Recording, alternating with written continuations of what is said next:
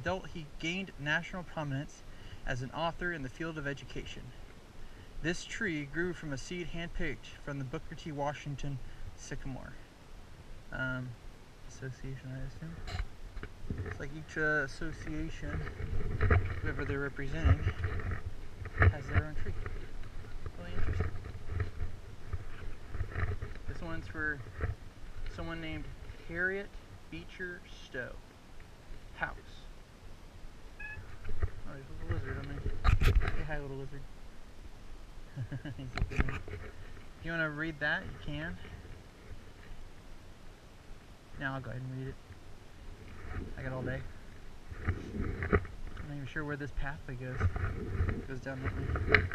The Harriet Beecher Stowe House was built in 1833 to serve as the residence of Lane Theological Seminary president.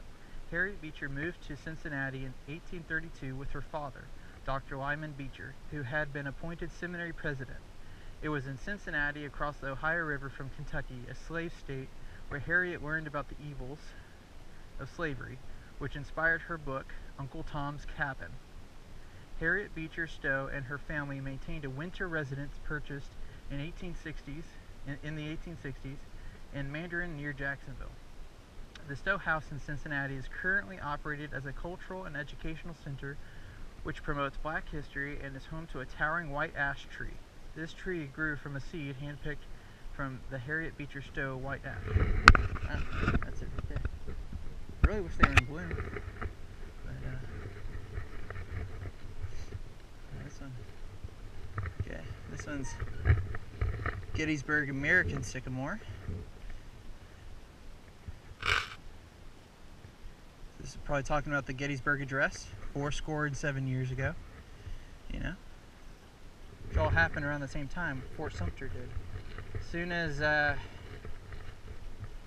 Fort Sumter was attacked by the Confederates, that I believe, I can't remember right now. Stonewall Jackson Oak, Prayer Oak. Wow. That's pretty cool. Stonewall Jackson. General Robert E. Lee was the brilliant Confederate leader whose military genius was probably the greatest single factor in keeping the Confederacy alive through the 4 years of Civil War. Lee came from a distinguished family, his Virginia birthplace and ancestral home. Stratford Hall saw 4 generations of Lees, including Richard Henry Lee and Francis Lightfoot Lee, the only brothers to sign the Declaration of Independence. Robert E. Lee, Sweet Gum Tree. Oh man, is that Sweet Gum Tree? Oh man, it's interesting. Still towers against the sky as Virginia landmark. Alright, let's see what else we got. Different tree for a different historical figure. Battery Park Live Oak. Oh, this is another one. I believe we already read this one. Okay, what else we got?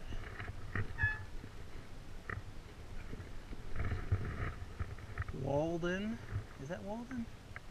Walden Woods Red Maple. According to botanists, the sugar trapped in the red maple's dying leaves is responsible for the fiery fall color. In Henry David Thoreau's journals, he describes the seasonal changes of the woods around Concord, Massachusetts, and the lives of the animals and plants that were his closest neighbors during the years he spent living in a cabin on Walden Pond.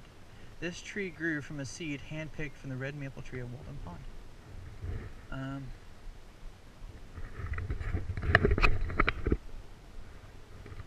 Well, there's a trail that goes back there.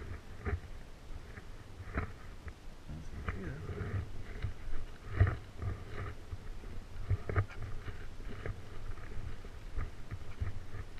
Let's see what else we got. Brompton White Oak. During the Battle of Fredericksburg, December 13, 1862, the famed Washington artillery of New Orleans was posted around Murray House, known as Brompton.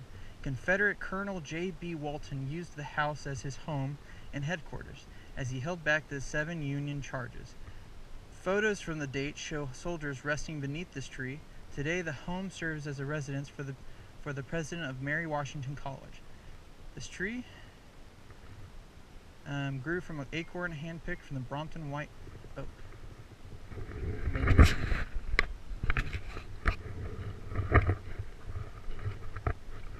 We hadn't even gotten to the farmhouse over there. Yeah, we'll get there. Ooh, okay, we got a magnolia here. Andersonville Southern Magnolia. I'll just read it because it's kind of hard to turn. The Confederate prison at Andersonville, Georgia, was one of the most notorious military prisons in American history. Following the Civil War and under the direction of Congressman William Seward, Clara Barton and Dorrance Atwater, a former prisoner of war, led a team to identify mass graves of Union soldiers who died at Andersonville in 1970. Congress established the Andersonville National Historic Site to provide an overall understanding of the Civil War prisoner of war story, and to commemorate the sacrifices of the soldiers at the site. The trees of Andersonville stand in honor of those who sacrificed their own freedom. This tree is grown from a seed handpicked from one of Clara Barton's southern magnolias at Andersonville.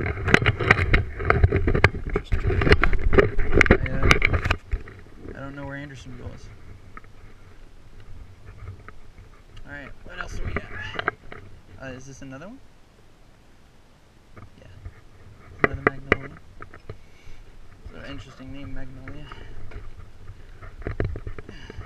I don't know too much about trees and where they get their names from, but pretty nice.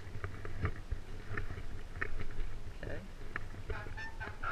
So there was apparently a, what is it? Appomattox Courthouse tulip poplar. I don't know. In central Virginia, Confederate General Robert Lee and Union General Ulysses S. Grant met at this courthouse, Appomattox,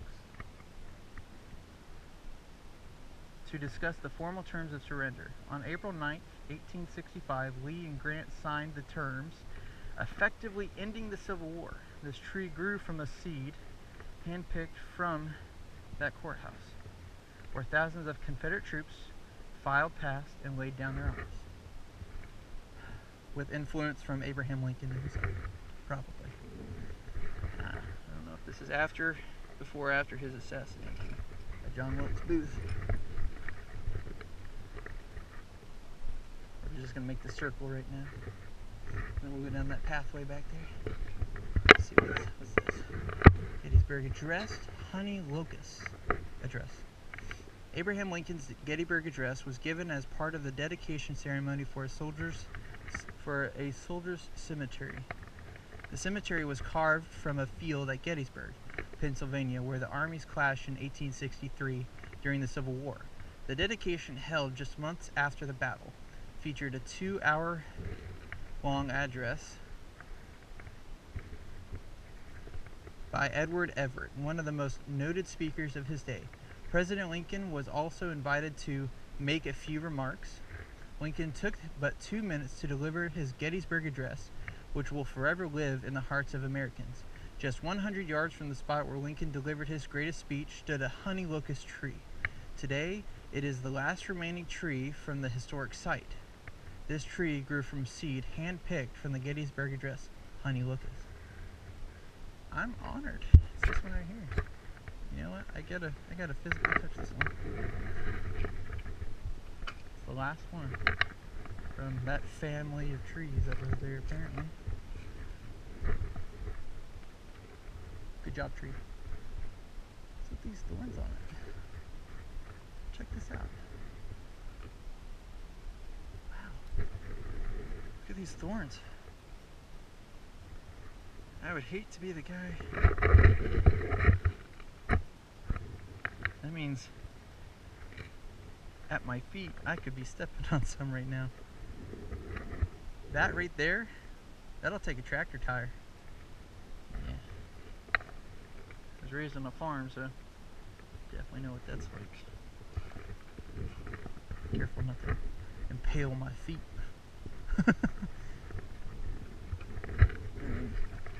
Unless it's just some kind of weed or something, but that might be native. Not too familiar with botany. Okay, here's another new one. Chatham House Catalpa. Two cattle paws, gnarled with age, stand on the lawn of the imposing brick mansion called Chatham.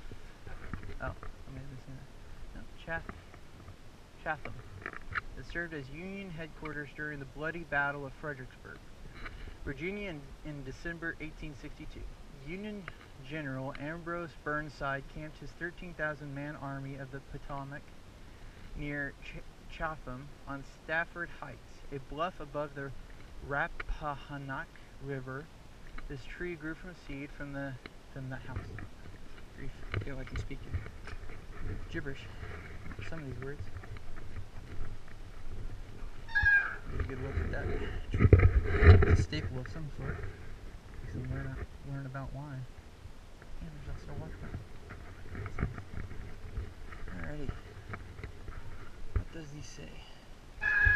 We have a Antietam sycamore.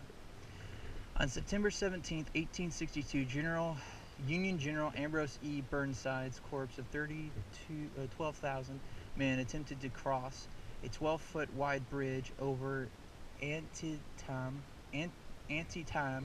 Creek.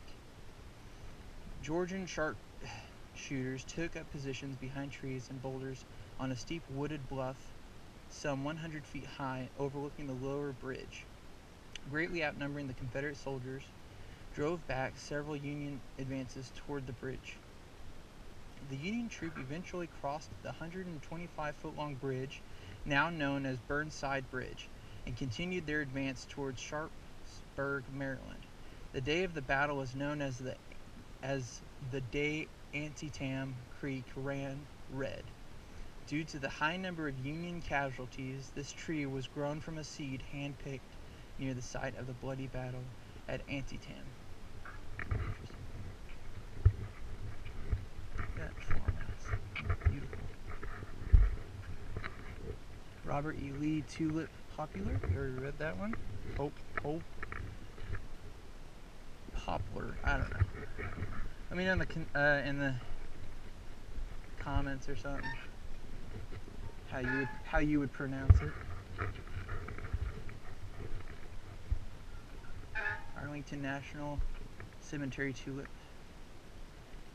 The grounds of the Arlington National Cemetery were originally part of the Arlington House, the 1,100-acre home of General Robert E. Lee and his family before the war began. Today, the cemetery covers 612 acres and is the final resting place for more than 300,000 veterans and their families. The Arlington National Cemetery tulip poplar is one of the oldest and most prominent trees shading the graves. This tree grew from a seed handpicked from the Arlington National Cemetery tulip poplar.